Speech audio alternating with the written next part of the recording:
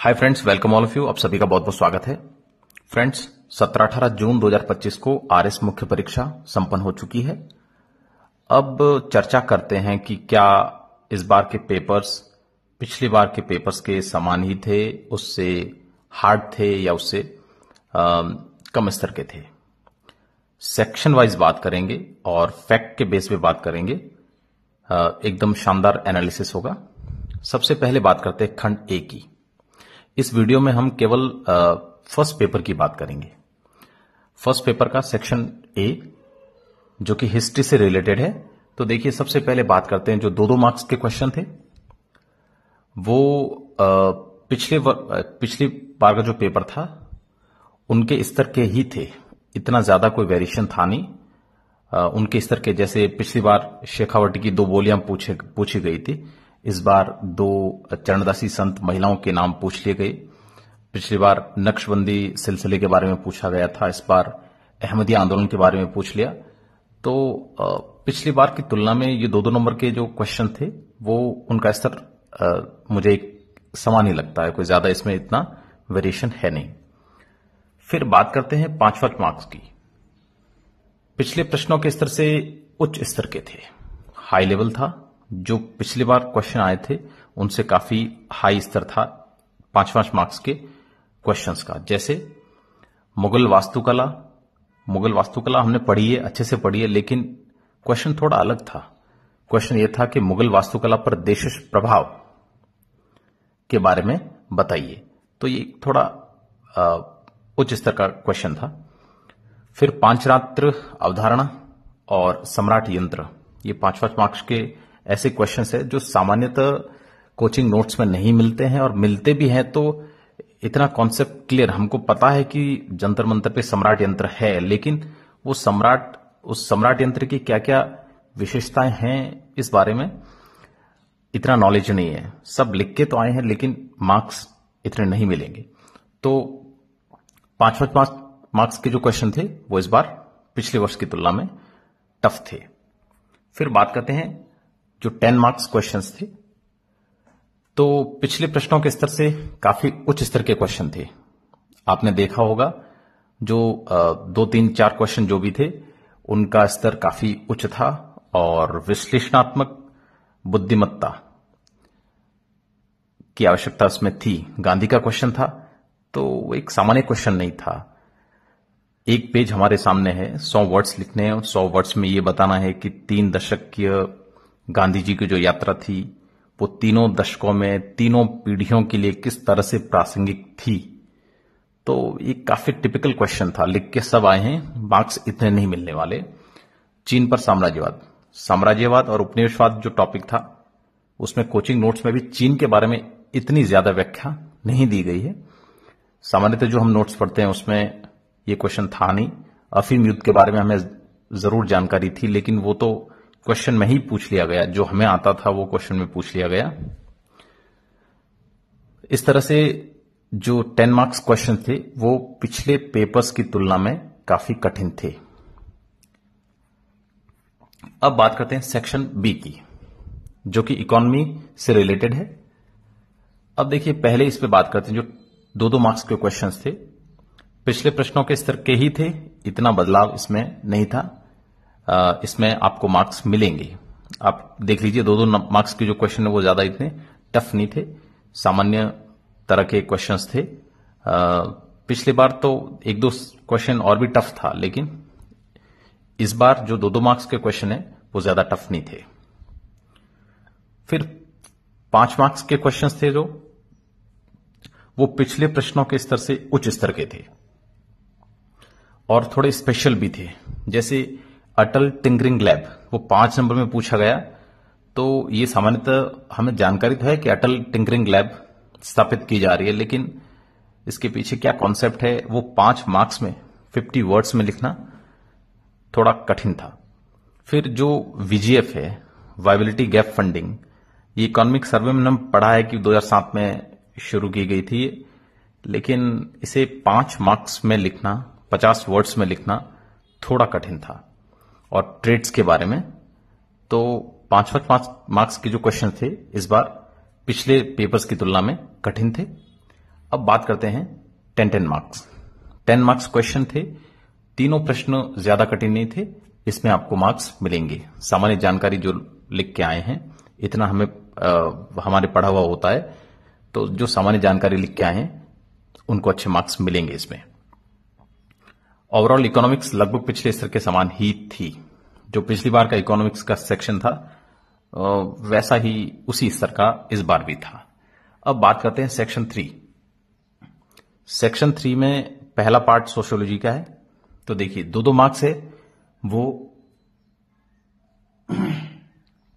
पिछले प्रश्नों से थोड़े उच्च स्तर के थे। आप ठीक से क्वेश्चंस देखिएगा।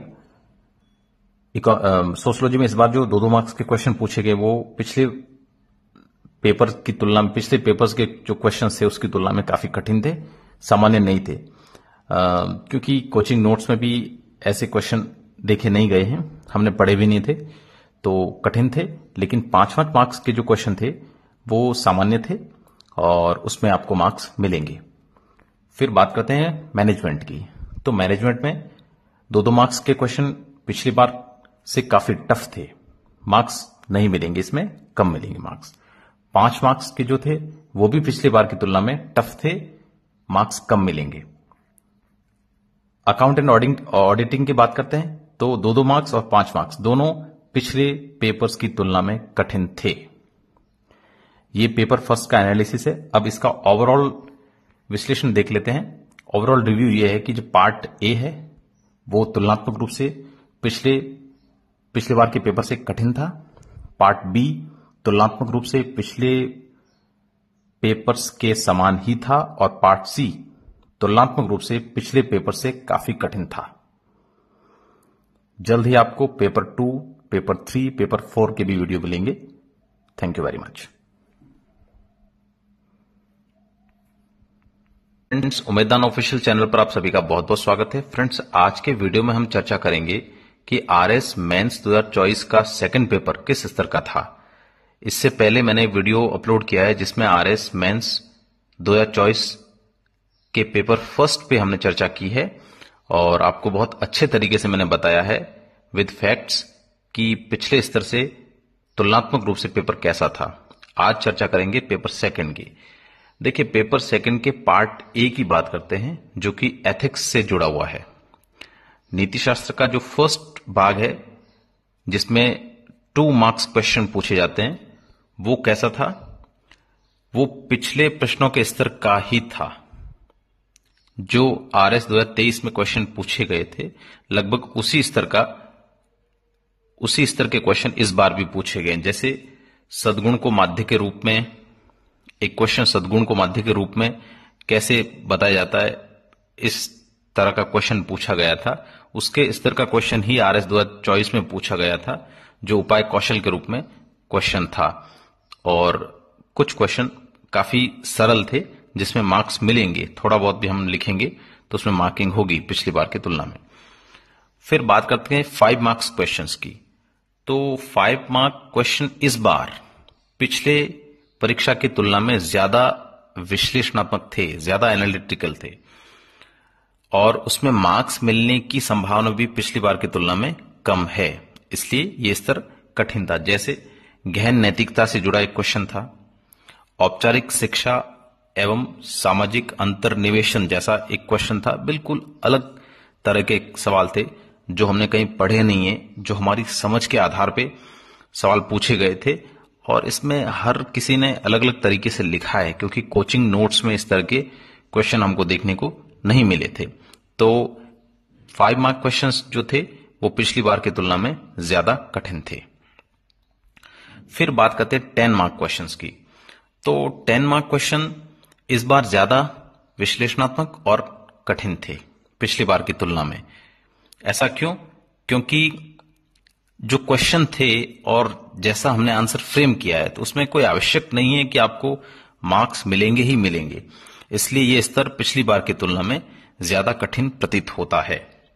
जैसे मानव संसाधन का विचार, इस तरह का एक क्वेश्चन था, उसे सरल नहीं कहा जा सकता। जैसे उपयोगितावाद, सर्वोदय और लोक संग्रह इनमें तुलनात्मक रूप से प्रशासन में कैसे उपयोगी है ये, वो हमें बताना था जो कि सरल नहीं कहा जा सकता, ये परंपरागत भी नहीं था। जो पार्ट फर्स्ट है वो तुलनात्मक रूप से पूरा एथिक्स का पिछली बार की तुलना में कठिन था। अब बात करते हैं पार्ट बी की, जो कि साइंस से रिलेटेड है। इसमें जो 2 मार्क्स क्वेश्चन थे वो पिछले पेपर की तुलना में काफी कठिन थे।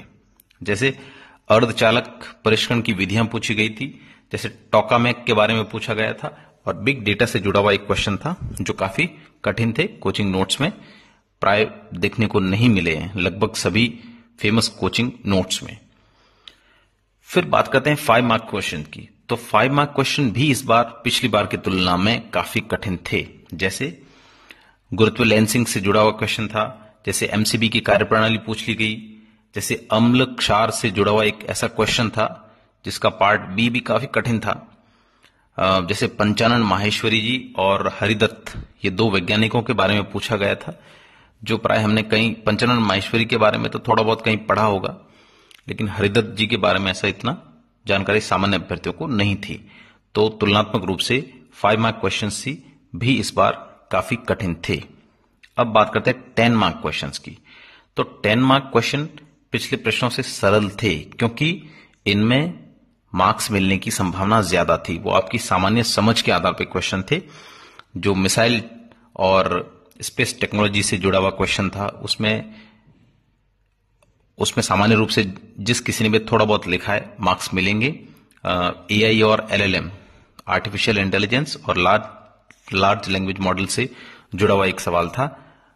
इसमें हम सामान्य समझ के आधार पे थोड़ा बहुत लिखते हैं तो मार्क्स मिलने की संभावना ज्यादा है। पिछली बार थोड़े कठिन क्वेश्चन थे। अब बात करते हैं पार्ट सी की, जो कि ज्योग्राफी से रिलेटेड है। उसमें सबसे पहले देखते हैं 2 मार्क्स क्वेश्चन। तो 2 मार्क्स क्वेश्चन पिछले प्रश्नों की तुलना में, पिछले पेपर की तुलना में काफी कठिन थे। जैसे जलप्रपात से जुड़ा हुआ क्वेश्चन था, वो बिल्कुल स्पेसिफिक पूछा गया था। चित्तौड़ से कोटा के बीच के जलप्रपात पूछे गए थे। लोगों को 1 या 2 जलप्रपात ही याद आए। फिर दक्कन लावा पठार से जुड़ा हुआ एक मालनाड और मैदान से जुड़ा हुआ एक क्वेश्चन था, वो भी कहीं सामान्य अभ्यर्थियों ने कहीं पढ़ा नहीं था। और फिर सर्वोच्च पर्वत शिखर पूछ लिए गए थे, उत्तरी अमेरिका, दक्षिणी अमेरिका, अफ्रीका, ऑस्ट्रेलिया। ये ऐसे क्वेश्चन थे जो हम पढ़ के जाते नहीं थे, बहुत पहले पढ़े हुए थे कहीं। तो तुलनात्मक रूप से 2 मार्क्स क्वेश्चन वाला पार्ट वो कठिन था। फिर बात करते हैं 5 मार्क क्वेश्चंस। तो हॉट स्पॉट से जुड़ा हुआ सवाल, 10 हॉट स्पॉट पूछे गए थे, पवित्र उपवन आदि। तो ये पिछले स्तर की तुलना में थोड़ा सा कठिन था, ज्यादा कठिन तो नहीं कहा जा सकता, क्योंकि इस तरह के क्वेश्चन पिछली बार भी पूछे गए। जो दक्षिण अरावली से जुड़ा हुआ सवाल था, लेकिन उसमें पार्ट बी सरल था। तो कहा जा सकता है कि 5 मार्क्स क्वेश्चन इस बार थोड़े कठिन थे पिछली बार की तुलना में। फिर बात करते हैं 10 मार्क क्वेश्चन। तो 10 मार्क क्वेश्चन भी पिछले स्तर से थोड़े कठिन थे। जैसे नदियों वाला सवाल पूछा गया था, वो विशेष संदर्भ में पूछा गया था। केवल तुलना नहीं केवल अंतर नहीं पूछे गए थे, वो अंतर भी एक विशेष संदर्भ में पूछे गए थे। तो उन विशेष संदर्भ में हमको आंसर करना था, तब जाके कहीं मार्क्स मिलेंगे। बाकी तो अंतर सभी लिख के आए हैं। अब बात करते हैं पेपर सेकंड ओवरऑल रिव्यू क्या है। पार्ट ए तुलनात्मक रूप से कठिन था, पार्ट बी तुलनात्मक रूप से थोड़ा कठिन था, और पार्ट सी तुलनात्मक रूप से थोड़ा कठिन था। तो ओवरऑल पेपर सेकंड पिछली बार के पेपर सेकंड की तुलना में कठिन था। वीडियो आपको कैसा लगा जरूर बताइएगा। Thank you very much. जल्द ही पेपर थर्ड और पेपर फोर्थ के बारे में भी वीडियो आएगा, और इस बार कट ऑफ क्या रह सकती, इससे जुड़ा हुआ भी विश्लेषण एक जल्द ही आने वाला। Thank you very much. Hi friends, welcome all of you. Friends, आज हम आरएस 2023 मुख्य परीक्षा के पेपर से तुलना करते हुए आरएस 2024 की मुख्य परीक्षा के थर्ड पेपर की तुलना करेंगे। वो स्तर कैसा था, इससे पहले मैंने पेपर 1 और पेपर 2 के बारे में वीडियोस बनाए हैं, आप देख सकते हैं। देखिए, पेपर थर्ड में जो सबसे पहला खंड है वो पॉलिटी से रिलेटेड है। तो देखते हैं उसमें क्या स्थिति थी। पॉलिटी के 2 मार्क्स क्वेश्चन थे, वो पिछली बार की तुलना में काफी कठिन स्तर के थे। जैसे बैल पूंजीपति वाला क्वेश्चन था, स्वेज नहर संकट वाला क्वेश्चन और सेंट सेबेस्टियन से रिलेटेड जो क्वेश्चन था वो काफी कठिन स्तर के क्वेश्चन थे। फिर बात करते हैं 5 मार्क्स क्वेश्चन की। 5 मार्क क्वेश्चन भी पिछली बार की तुलना में, जो पिछला पेपर हुआ आरएस मेंस 2023, उसकी तुलना में अधिक कठिन स्तर का था। मतलब ज्यादा ही कठिन था थोड़ा। जैसे संसद की राज्य क्षेत्रीय अधिकारिता से संबंधित जो क्वेश्चन था वो काफी स्तरीय क्वेश्चन था। स्वायत्त महिला आंदोलन से जुड़ा हुआ सवाल था और एआई कोष से जुड़ा हुआ क्वेश्चन। ये काफी स्तरीय स्टैंडर्ड क्वेश्चंस थे और इसमें मार्क्स मिलने की संभावना कम है। अब बात करते हैं 10 मार्क क्वेश्चन की। 10 मार्क क्वेश्चन जो 4 क्वेश्चन पूछे गए थे 10 मार्क्स के, चारों ही बहुत स्टैंडर्ड और विश्लेषणात्मक प्रकृति के थे, विशिष्ट थे और इसमें मार्क्स मिलने की संभावना कम प्रतीत होती है। जैसे विदेश नीति से संबंधित सवाल था, वो काफी घुमा फिरा के पूछा गया था और उसमें कई एंगल्स छिपे हुए थे। सभी एंगल्स को छूना था, जो कि एक सामान्य अभ्यर्थी द्वारा थोड़ा सा संभव प्रतीत नहीं होता, क्योंकि हम आरएस स्तर की तैयारी करते हैं। ये स्तर थोड़ा सा अप था और अलग था थोड़ा। राज्यपाल से संबंधित जो क्वेश्चन था वो भी बहुत ही विश्लेषणात्मक प्रकृति का क्वेश्चन था। पंचायत राज एक्ट 1999 से जुड़ा हुआ सवाल था, वो काफी अलग प्रकृति का क्वेश्चन था और सेक्युलरवाद से जुड़ा हुआ सवाल। तो 10 मार्क क्वेश्चन, चारों क्वेश्चन काफी स्टैंडर्ड और विश्लेषणात्मक प्रकृति के थे और इसमें मार्क्स मिलने की संभावना काफी कम है। अब बात करते हैं सेक्शन 2 की, जो कि पब्लिक एडमिनिस्ट्रेशन से रिलेटेड है। इसमें विश्लेषण करने से पहले ही मैं आपको बता देता हूं कि तीनों स्तर काफी कठिन थे पिछली बार की तुलना में। पिछली बार ऐसे क्वेश्चन थे जिनको हम इजीली सॉल्व कर सकते थे, इजीली कुछ न कुछ आंसर लिख सकते थे, लेकिन इस बार के क्वेश्चन थे वो काफी अलग तरीके के थे। 2 मार्क क्वेश्चन की बात करते हैं। अत्यंत कठिन स्तर था। जैसे जन सुनवाई से संबंधित जो क्वेश्चन था, ब्लॉक और तहसील का डिफरेंस पूछा गया था, 1 नंबर इसमें मिल जाएगा। सेवा पदच्युत और सेवा बर्खास्त से संबंध में जो क्वेश्चन था काफी अलग क्वेश्चन था। रेस जुडिकाटा और एफडब्ल्यू रिक्स, 5 जो 2-2 मार्क्स के 5 क्वेश्चन थे वो काफी स्टैंडर्ड क्वेश्चन थे। बात करते हैं 5 मार्क क्वेश्चन की। पिछली बार की तुलना में बहुत ज्यादा कठिन स्तर था। जैसे लोक प्रशासन में उत्तर आधुनिकतावाद से जुड़ा हुआ सवाल, एजी कार्यालय से संबंधित जो क्वेश्चन था और एनपीएम दृष्टिकोण में विरोधाभास से जुड़ा हुआ सवाल था। तो 5 मार्क क्वेश्चन भी काफी कठिन थे। मार्क्स मिलने की संभावनाएं काफी कम है, 5 में से 1 डेड नंबर मिल जाएगा। फिर 10 मार्क क्वेश्चन था, वो पिछली बार से ज्यादा कठिन स्तर था, बहुत ज्यादा कठिन स्तर था। जैसे वेबर और बर्नार्ड से जुड़ा हुआ जो वैधता का क्वेश्चन था, अब वो तो किसी के पढ़ा ही नहीं था, कोचिंग नोट्स में भी नहीं है, तो काफी अलग सवाल था। इसमें लिख के तो सब आए हैं लेकिन मार्क्स मिलेंगे नहीं। राज्यपाल से संबंधित सवाल था, उसमें समझ नहीं आ रहा था कि इसके पॉजिटिव लिखने हैं, नेगेटिव लिखने हैं, क्या करना है। पद सोपान और नियंत्रण के क्षेत्र से संबंधित सवाल। तो ओवरऑल पब एड काफी स्तरीय, काफी स्टैंडर्ड इस बार पूछी गई थी। इसमें मार्क्स मिलने की संभावनाएं काफी कम है। फिर बात करते हैं सेक्शन 3 की, जिसमें योगा, स्पोर्ट्स, बिहेवियर और लॉ है। तो योगा स्पोर्ट्स की बात करते हैं तो 2 मार्क क्वेश्चन पिछली बार की तरह ही कठिन थे। पिछली बार भी हार्ड पूछे गए थे, इस बार भी हार्ड है। 1-2 सवाल कोई सरल था तो था।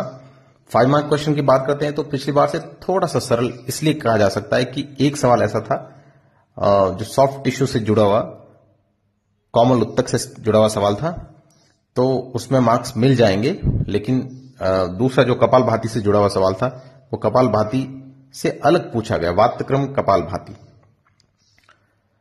बिहेवियर है तो बिहेवियर इस बार 2 मार्क क्वेश्चन बहुत कठिन थे और 5 मार्क क्वेश्चन भी हार्ड थे। ओवरऑल बिहेवियर पिछली बार की तुलना में कठिन था। लॉ की बात करते हैं। लॉ भी जो 2 मार्क क्वेश्चन थे वो इस बार पिछली बार की तुलना में बहुत कठिन थे और 5 मार्क क्वेश्चन थे वो इस बार थोड़े से सरल थे। म्यूटेशन, नामांतरण से संबंधित सवाल और कब्जा से संबंधित सवाल पूछा गया था, जिसमें हमें 2-2.5 नंबर इजीली मिल जाएंगे। तो ओवरऑल ये पेपर थर्ड का विश्लेषण है। जल्दी पेपर फोर्थ के बारे में विश्लेषण किया जाएगा और फिर एक्सपेक्टेड कट ऑफ के बारे में थोड़ा सा विश्लेषण किया जाएगा। Video. Hi friends, welcome all of you. आप सभी का बहुत बहुत स्वागत है। आज के वीडियो में हम चर्चा करेंगे कि पेपर फोर्थ का स्तर पिछले पेपर की तुलना में कैसा था। इससे पहले हमने आरएस मेंस 2024 के पेपर फर्स्ट, पेपर सेकंड और पेपर थर्ड का एनालिसिस किया है। आज देखते हैं पेपर फोर्थ का स्तर कैसा है। देखिए, सबसे पहले बात करते हैं हिंदी व्याकरण की, हिंदी ग्रामर, जो कि 50 नंबर की आती है। तो पिछली बार से इस बार का व्याकरण का जो पेपर था, व्याकरण के जो क्वेश्चंस थे वो थोड़े कठिन स्तर के थे, क्योंकि पिछली बार का अगर स्तर देखें मार्क्स का, तो 50 में से एवरेज जिनकी अच्छी तैयारी थी उनके 40-42 नंबर आ रहे थे पिछली बार के पेपर्स में। इस बार के पेपर में एवरेज 30 से 35 नंबर बन रहे हैं। तो इसका मतलब ग्रामर का ये सेक्शन था वो थोड़ा टफ था। क्वेश्चन आप देखिए, मसृण, पंख के 2 पर्यायवाची पूछे गए, मुहावरे और लोकोक्तियां, इनका स्तर पिछली बार से भी थोड़ा टफ था, और जो पारिभाषिक शब्दावलियां थी वो भी स्तरीय थी इस बार। फिर बात करते हैं हिंदी कॉम्पोजिशन की। हिंदी कॉम्पोजिशन में देखिए आप, संक्षिप्तीकरण सरल नहीं था, थोड़ा टफ था, क्योंकि पढ़ने में सरल लग रहा था लेकिन उसको संक्षिप्त करना था, तो उसमें शब्दों का थोड़ा अभाव देखने को मिल रहा था। दूसरा पल्लवन सरल ही था पिछली बार की तुलना में। पिछली बार भी सरल था, इस बार भी सरल है। निबंध पिछली बार भी सरल था, इस बार भी सरल है। ट्रांसलेशन पिछली बार हार्ड था, इस बार उससे भी थोड़ा टफ लगा मुझे। विज्ञप्ति और कार्यालय आदेश वो सरल ही थे। तो ओवरऑल कंपोजिशन पिछली बार की तुलना में थोड़ा कठिन था। फिर बात करते हैं इंग्लिश ग्रामर की। इंग्लिश ग्रामर इस बार पिछली बार की तुलना में टफ थी। इस बार एवरेज 7, 8, 9, 10 इतने मार्क्स बन रहे हैं 20 में से। इंग्लिश कॉम्पोजिशन की बात करते हैं तो अनसीन पैसेज इजी था, इतना टफ नहीं था, पिछली बार काफी टफ था। ट्रांसलेशन टफ था। प्रेसी राइटिंग वो भी टफ थी। पैराग्राफ भी टफ था, क्योंकि इसमें मार्किंग बहुत कम होगी। थीम में मार्किंग कम होगी क्योंकि थोड़ी अजीब सी थीम थी, इसमें हमारे पास शब्दों का अभाव था। खाली लिख के आए हैं, पेपर पेज भर के आए हैं, तो उससे मार्क्स मिलने वाले नहीं। 1.5-2 मार्क्स मिल जाए तो बहुत है। लेटर राइटिंग इजी थी और मार्किंग भी थी। इसमें लेटर में आपको 3-4-5 नंबर मिल सकते हैं। तो overall paper fourth RS mains 2023 की तुलना में सरल था, टफ था, और इसमें एवरेज मार्क्स जिसकी अच्छी तैयारी थी उसके 90 से 100 के बीच में मार्क्स आने की संभावना है। वीडियोस आपको कैसे लग रहे हैं जरूर बताइएगा, और अगला वीडियो कट ऑफ मार्क्स को लेकर आएगा कि आरएस मेंस 2024 की एक्सपेक्टेड कट ऑफ क्या रह सकती है, उसका एक एनालिसिस करेंगे। Thank you very much.